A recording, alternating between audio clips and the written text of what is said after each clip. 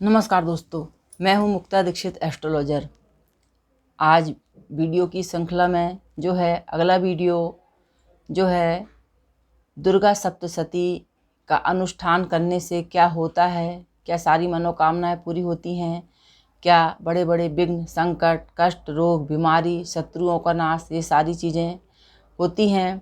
तो जी हाँ दोस्तों, आज मैं इसी विषय पर आपको जानकारी दूंगी कि किस प्रकार से हम दुर्गा सप्तशती का पाठ करके अपने जो संकट हमारे ऊपर आते हैं, परेशानियां आती हैं, बाधाएं आती हैं, हम उनको किस प्रकार से दूर कर सकते हैं। दुर्गा सप्तशती में इसका बहुत अच्छे से विधि विधान बतलाया गया है।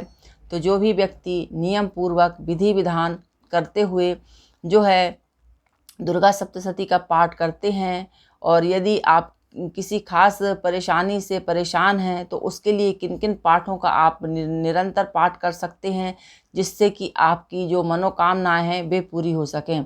क्योंकि हर व्यक्ति की चिंता, परेशानी अलग अलग विषय पर होती है। तो जी हाँ दोस्तों, इसी विषय में इस वीडियो में आपको बतलाऊंगी। चैनल को लाइक सब्सक्राइब ज़रूर कीजिए। तो सबसे पहले जो है, जब भी हम परेशान हों अपने घर में, परिवार में, कार्य से, व्यापार से, तो यदि आपको बहुत अधिक परेशानी लग रही है और आपको कोई रास्ता नहीं सूझ रहा है, तो आप अपने घर में विधि पूर्वक दुर्गा सप्तशती का अनुष्ठान करवा सकते हैं।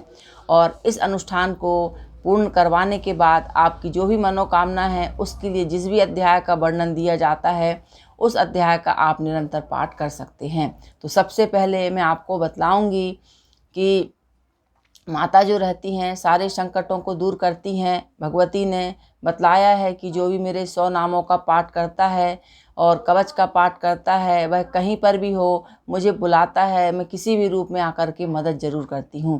तो जी हाँ दोस्तों, यह काम सारे विश्वास के साथ किए जाते हैं, फलीभूत होते हैं।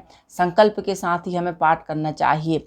यदि आप किसी विशेष परेशानी से परेशान हैं, तो उस परेशानी का नाम लेते हुए जो है आप संकल्प करते हुए यदि पाठ का अनुष्ठान करेंगे तो आपकी मनोकामना जरूर पूरी होगी। तो सबसे पहले आपको बतलाती हूँ यहाँ पर प्रथम अध्याय। यदि आप प्रथम अध्याय का निरंतर पाठ करते रहते हैं तो आपके जीवन से जो है चिंता, फिकर, परेशानियाँ, टेंशन, ये सारी चीज़ें दूर होने लगती हैं।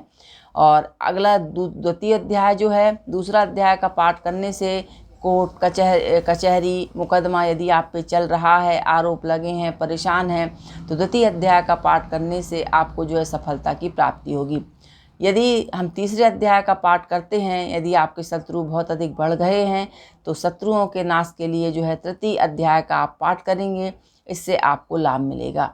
चतुर्थ अध्याय का पाठ करने से भक्ति और दर्शन की प्राप्ति होती है, माँ का आशीर्वाद प्राप्त होता है। पंचम अध्याय में भी भक्ति और दर्शन की प्राप्ति होती है, यानी माँ का आशीर्वाद प्राप्त होता है, क्योंकि इन अध्यायों में भगवती की स्तुति दी गई है। और स्तुति जब भी हम करते हैं, प्रार्थना करते हैं, तो हमारी भगवती माँ है जो रक्षा हमारी करती हैं। छठवां अध्याय रहता है, आपको बहुत अधिक डर बना हुआ है, शक बना हुआ है, बाधा आपकी दूर नहीं हो रही हैं, तब आप छठवें अध्याय का निरंतर पाठ कर सकते हैं। सातवां अध्याय आपकी हर प्रकार की मनोकामना पूरी करेगा, चाहे आपकी मनोकामना कोई भी हो। अष्टम अध्याय जो है मिलाप के लिए और वशीकरण करने के लिए, बहुत से लोग बेचैन रहते हैं कि हम वशीकरण कैसे करें, क्या करें। तो हमारे शास्त्रों में जो है हर चीज़ का विधि विधान बतलाया गया है, लेकिन आजकल इंसान इतना व्यस्त है कि अपने धर्म, ज्ञान, वेद, इन सारी चीज़ों के पीछे किसी का ध्यान नहीं जाता। ना हम उन्हें पढ़ना चाहते हैं, ना हम उन्हें सीखना चाहते हैं, ना हम जानना चाहते हैं। और सबसे बड़ी बात है, संस्कृत में भी है, हिंदी में भी है, लेकिन उसके बाद हम कह देते हैं कि संस्कृत में है, हमें नहीं आता। लेकिन हाँ, इसके साथ एक जो है हमें संस्कृत जरूर आनी चाहिए, कुछ ना कुछ संस्कृत हमें ज़रूर बननी चाहिए। हमारे विद्यालयों में जो संस्कृत पढ़ाई जाती है, उसका जब हमें अध्ययन कराया जाता है, उस समय हमें उसे विशेष ध्यान से, ताकि हम अपने धर्म ग्रंथों को पढ़ सकें, जान सकें। तो सबसे पहले आप सातवां अध्याय जो मनोकामना पूरी करता है। अष्टम अध्याय आपका वशीकरण के लिए रहता है, मेल मिलापक के लिए रहता है। किसी का जो है परिवार बिछड़ गया है, या पति पत्नी में बाधा आ गई है, तो इन सारी चीज़ों के लिए आप जो है अष्टम अध्याय का पाठ कर सकते हैं।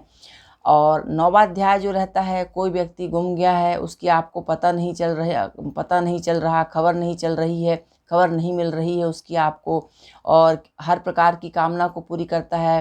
पुत्र संतान की प्राप्ति भी यह 9वां अध्याय करवाता है।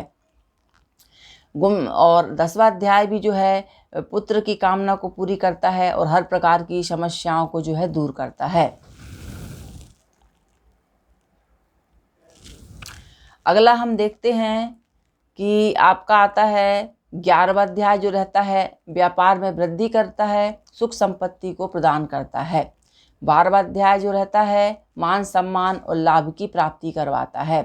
13वां अध्याय, यदि आप भक्ति चाहते हैं, भक्ति प्राप्त करना चाहते हैं, देवी का आशीर्वाद प्राप्त करना चाहते हैं, तो निरंतर 13 अध्याय का 13वें अध्याय का पाठ करें।